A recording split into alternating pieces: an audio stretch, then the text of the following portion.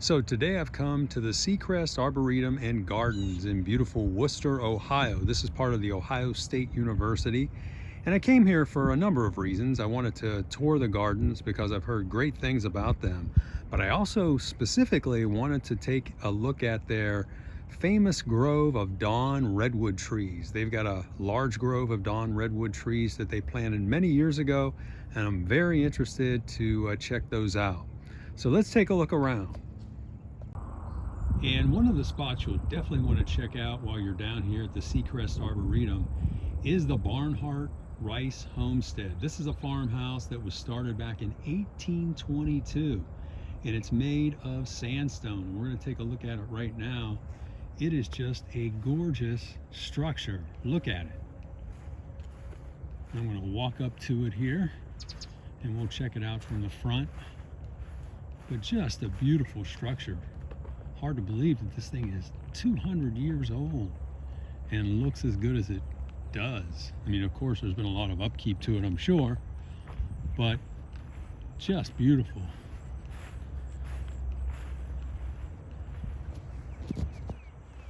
Zoom back here a little bit. Made of sandstone. Look at the chimneys up there. 1, 2, 3 chimneys. And just the grounds around it are beautiful. You can see down here in Worcester, it's rolling hills, and they've got this hydrangea and rose garden out front here. And then over there is their welcome center. And this place is open 365 days a year for self-guided tours. You just go inside, grab a map, and walk around, follow the directions. And they also have guided tours too that can be had for a fee, and they also have some classes down here that you could take. But it's just a great spot. So let's pan back around and take a look at this gorgeous farmhouse. Take a look at the front door there. We'll zoom out and take a look at the whole thing. Could you imagine being alive back in 1822 when this thing was started and living here? I mean, this probably would be as good as you could get back then. Just a gorgeous place. Here's a map of the place, and the primary trail is, from what I understand, 2/3 of a mile. And they've got 4,000 different species here in this gardens/arboretum. So you got plenty of plants to take a look at. What's really cool is you can see plants that have been here for years. So when you plant them in your garden, you can see how big they will actually get. Okay, here we are in the Dawn Redwood Grove here at the Secrest Arboretum. And you can see, according to this sign, Metasequoia elliptostroboides, planted in 1953. Now it says F24. So what I'm assuming is they planted like 24 of these trees back then. I believe that's what it means. And there's still 19 of them here in this grove. And they're pretty big. They're not nearly as big as the large specimen that I did the video on at the Shepley Gardens in Birmingham, Ohio. But these are very nice specimens. Now they have planted them very close together. I'm guessing they're about 10 feet apart. And I mean, they're growing fine, but maybe that's what stunted the growth somewhat, because they're not out by themselves, but they're not as big, in terms of their circumference. I'm saying probably the biggest one is maybe 8-9 feet, I'd say, circumference. And some of the smaller ones on the inside there are probably 5 feet. But still really cool to see this. I just love their needles or their leaves. They're really soft. And they keep the needles or leaves on their branches until, at least along Lake Erie, until mid-November. Now down here in Worcester, they might lose them, I'm sure, a little earlier. But you can take a good look at them here. So they got 19 large specimens. And I'm gonna say they're about, I'm gonna say about 60, 65, maybe 70 feet tall. Maybe a couple of them are a little higher than that. But it's really cool just being in a little redwood forest here. See, now the Dawn Redwood, the one thing about this tree, it's not native, but there are fossilized records of this tree being, growing basically throughout most of the United States before the great asteroid hit the earth and, destroyed all the dinosaurs and a lot of the trees and plant life on the planet at that time. And it just left a small grove of these over in China. But pretty much all throughout the northern hemisphere, these things were growing. I mean, there's fossilized records, I believe, in Greenland and North Dakota in the Badlands. So these trees, I don't view them as non-native. I think, this is just them getting repopulated where they once grew. So I don't have any problems with people planting these trees. Plus, they're not invasive, you know what I mean? They're not spreaders, so they're not going to take over. Now it says these Dawn Redwoods, their height is 70 to 100 feet and 15 to 25 feet at the base.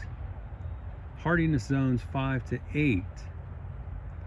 They like valleys and wet depressions. And you can read this at your leisure, but I just wanted to show you. And again, we'll take another look at this specimen in front of me. I like the branches too on the Dawn Redwoods because they point upwards, and the tree's trunk gets progressively smaller as it goes up. It's kind of like a Dr. Seuss tree. Just really cool. But if you're interested in seeing a small grove of them, come down here to the Secrest Arboretum in Wooster, and you can check these out. Now in front of me, you can see directly in front of me, there's a large Dawn Redwood, which is off by itself. And you can see this one is taking off and growing. It looks to be more robustly than all those in the grove. And I think the reason being is it's off by itself here. I'm not sure when this one was planted, but it wasn't planted when these original trees were planted. Those original 24 or whatever. But this one, it appears to be, growing more robustly. Now let's see, there's a tag on it here. Maybe this will tell us something. Let's see. Doesn't say when it was planted. Let's see on the other side. Does it say there? No. But I'm sure this one was planted after that grove was planted in 1953. But again, it's just the difference of a tree being off by itself and not having to compete with other species around it. And this one, I'm sure, will one day top all of those over there in terms of height and definitely circumference, just by it being off by itself. And then over here, not to be outdone, we have a relative of the Dawn Redwood. Again, not native to Ohio, but it's native to the southeastern United States. It's the bald cypress, and they have some beautiful ones here. It looks like, let me see how many they got. 1, 2, 3, 4, 5, 6, 7, 8, 9, maybe 10 of them it looks like. But really big species. I'm gonna say these are about maybe 65 feet tall, the biggest ones, 70 feet tall. Pretty much almost as tall as the Dawn Redwoods. And they're very similar to the Dawn Redwoods. I mean, their bark is different. They've got more of a smooth kind of bark, whereas the Dawn Redwood has more of a undulating kind of redwood bark. But it's similar. I mean, it's got, the roots towards the bottom, which kind of spindle out. And it's got the needles or leaves, which it also will shed. But it's a really cool tree as well. So you got 3 deciduous conifers in the eastern United States. Well, the Dawn Redwood, of course, isn't native, but it once was. So you got the Dawn Redwood, you got the bald cypress, and you've got the larch. Now, I haven't seen any larches in here, but it's a cool tree as well. So that's a look at the Dawn Redwoods and the bald cypress trees here at the Secrest Arboretum in beautiful Wooster, Ohio. Now here's a cool tree that you don't see often, but it is native to southern Ohio. It's called the American Sweetgum. And I think it's a beautiful tree, and it's got these very unique leaves. If you take a look at the leaves on this tree, I just think they're cool. And it's starting to get a very nice fall color. The American Sweetgum, here's a little information on it. And you can see down here, if I can zoom in and get myself out of the way here, you can see that it is native to southern Ohio, and it grows in zones 5 to 9. So pretty much the entire state of Ohio, it can grow well in, but it's native to southern Ohio. And you couldn't visit a garden in Ohio without seeing a red maple. This one is a cultivar. We'll go up here and check the tag to see what the cultivar name is on this one. It is called the Magenta Burgundy Bell Red Maple. It says it's in the soapberry family. But these are cool trees. They've got kind of smooth bark like a beech, but it's got the classic maple leaf. It's interesting down here, you know, in Wooster, the leaves are starting to change, and they're starting to change pretty quickly. But up on the lake, they're as green as anything, because I don't think it's gotten below 45, 46 degrees up there. Where down here, I think it's gotten into the mid 30s a few times. But that's the red maple cultivar. And here's a Bottlebrush Buckeye, which these are getting pretty popular now, especially for shade and partial shade gardens. You can see that these do have the Buckeyes on them right here. Oh boy, and they're falling off too.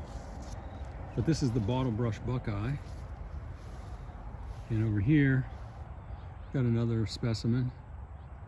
And these are just down from the Dawn Redwood Trees. Here's another one of these Bottlebrush Buckeyes, and this one is basically like perfectly round almost. Take a look at it.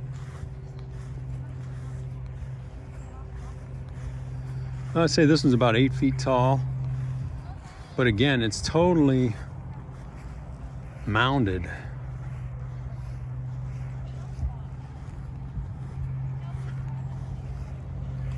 Very nice specimen. I'm not crazy about these trees, but seeing them out in a big landscape like this, they're pretty cool looking because they've got that mounded form.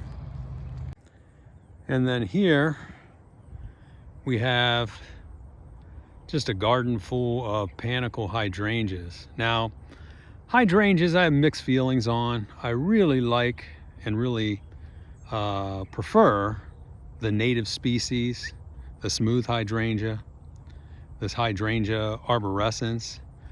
The panicle hydrangeas and the mophead hydrangeas that have been cultivated, they are beautiful, but you got to remember that the flowers on them are sterile, so they really don't offer any nectar benefits to insects, or very little. And that's why I prefer the lace cap, the native hydrangea. I just think these cultivars are overused. I mean, you see them everywhere now. And like I said, it's not that I dislike them, but I just think they're overused, and they really don't have much of a benefit to wildlife. But I wanted you to see them. Then over here on the inside, they've got a rose garden surrounded by a row of echinacea, various cultivars. That one's called White Swan. And this is a hybrid coneflower here, white. Take a look at some of these down here. This looks like the classic. No, it's not either. This is Echinacea Sombrero Sangrita. Anytime you see a famous name, you know, or a fancy name like that, you know it's always a cultivar. It's not the native, not the straight native species, even though this is a native cultivar. Here's another one here. Oh, it's the same one. No, this is sombrero hot coral. And let's take a look at one more here. Here's one here, Echinacea Puff Vanilla. Now this is a double flower one. And this is one I really don't like, because these double flowers a lot of times really limit the pollen availability whenever you see a double flower like that versus the standard, you know, cone like that.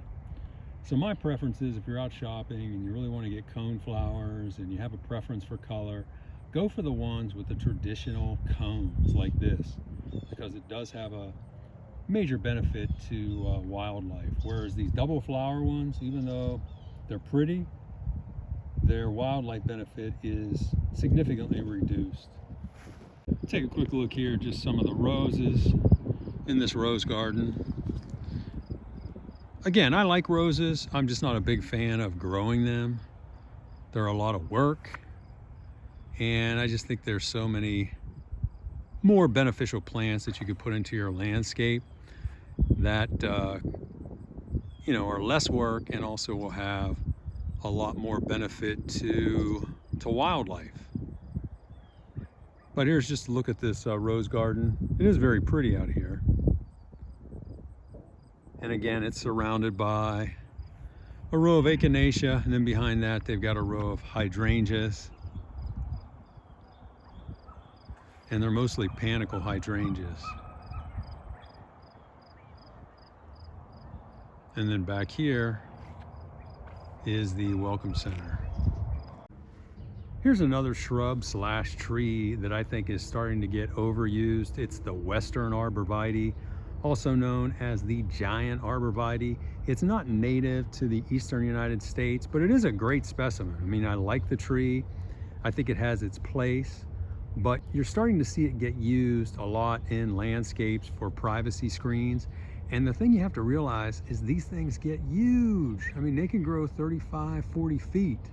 I'm not sure how old these are, but these are at least 25 feet, and they're gonna get larger. And you can see when you plant them close together, they kind of just grow into each other.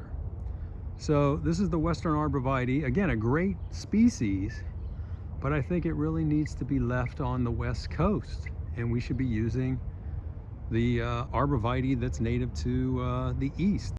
Now, here's the native Arborvitae. It's the Eastern Arborvitae, and there's various cultivars like the Emerald Green and different ones out there. But this one is native to the Eastern United States, and this is the one I think that should be used if you're looking for an evergreen privacy screen. I mean, they can grow up to over 20 feet. I mean, these right here are probably 16, 17 feet, and they look to be about 14, 15 years old, I would say.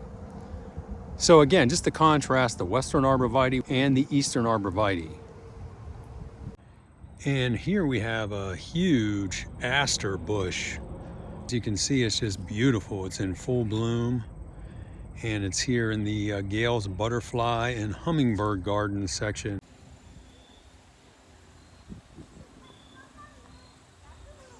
Now here's a native shrub that they've got planted all over the Arboretum. This is the common winterberry.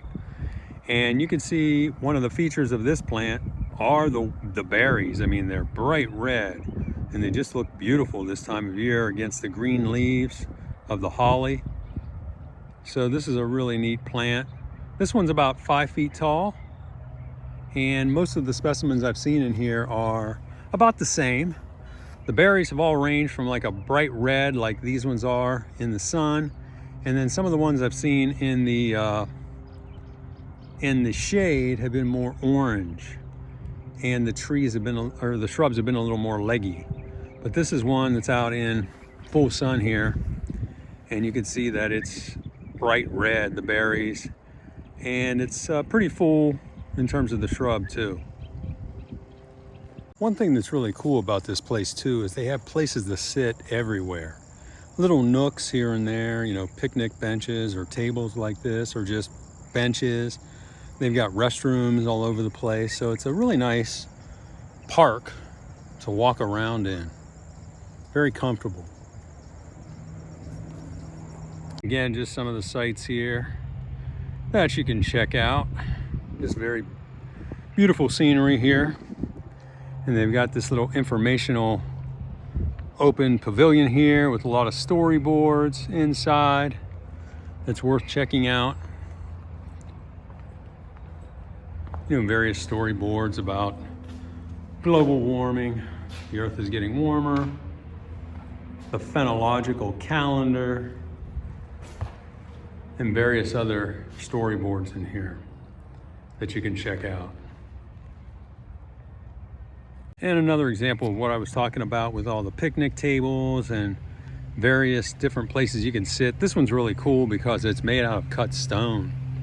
You can see it's really nice. Looks like some kind of soapstone, but really nice.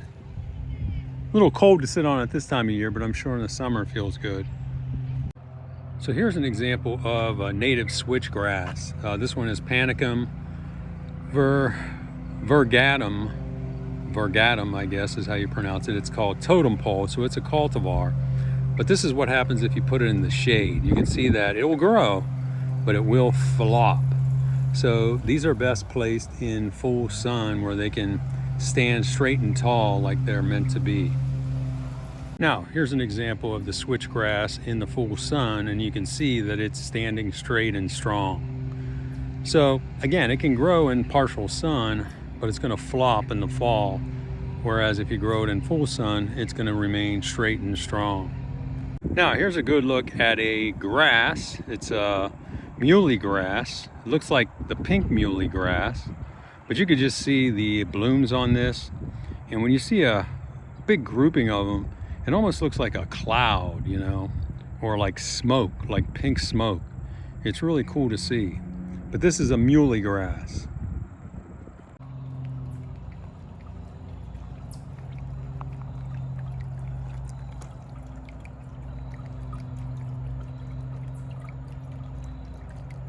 Now here, they've got a number of different European elderberries. They've got this one, which has kind of the darker leaves. And this one is known as, let me see if we can see that here. It's the Black Tower. And then this one's the Golden Tower. But again, these are European elderberries. What I'd like to see is more focus being placed on the American elderberry. You know, there are different cultivars out there of the American elderberry, which are, I think, even more beautiful than these European ones.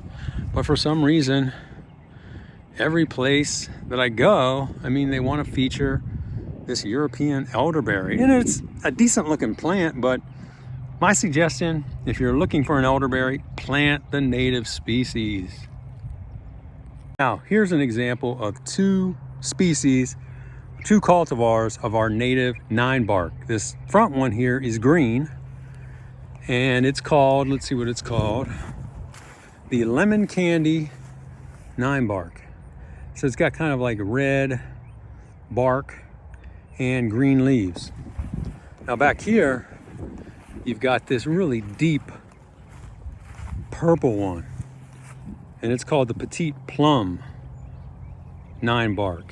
Now it's dark purple and it's beautiful, but in terms of benefits to wildlife, this green one has far more benefits. Now both of these produce flowers, so they'll benefit pollinators, but in terms of, you know, caterpillars and so forth eating the leaves, this one, because it's got this red color, is not going to be beneficial. I mean, it's been bred to have, you know, this red color in it.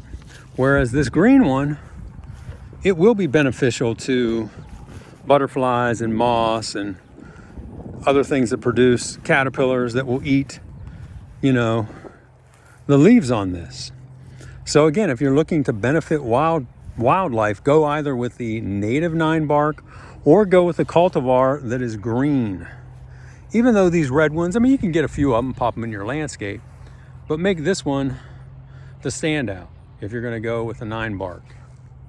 Now, here's the native Ninebark just to show you what it looks like.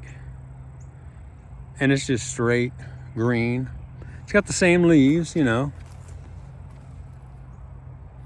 It tends to be more, you know, bushy looking, but I still think it's a beautiful plant.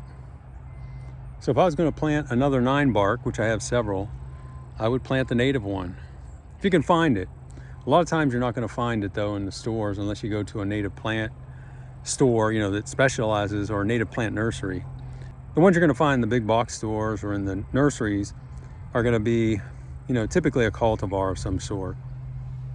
And it's probably going to be red because that's a popular color now.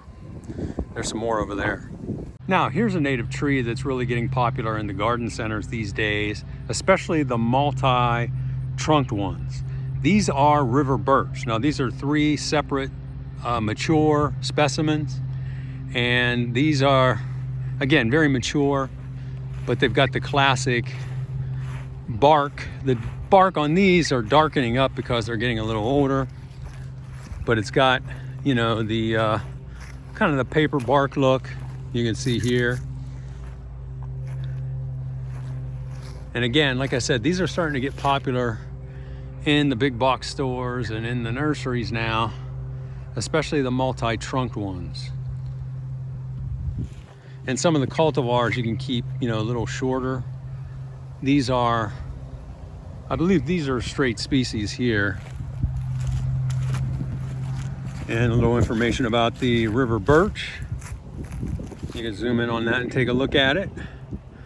Gets to a height of 40 to 70 feet, a spread of 40 to 60. It's hardy in zones 4 to 9. And it's found in moist areas along streams, found in South and Central Ohio. I thought it was native to Northern Ohio as well, but I could be wrong. That's the river birch. So this concludes my day at the Secrest Arboretum and Gardens here in Wooster, Ohio. I had a great time. I highly recommend this place to anyone who loves plants and trees. You'll really love it. If you don't, it's still a great place to walk around. If you're not a plant lover, you can walk around this place probably in 40 minutes and see everything. If you are a plant lover, I would carve out 2 to 2.5 hours if you really want to do a good job and walk around and see all the specimens. Also, if you like this video, I would appreciate if you would hit the like button. And if you enjoyed any of my videos in my portfolio, be sure to subscribe to this channel and share this video with your friends. And I will talk to you on the next one.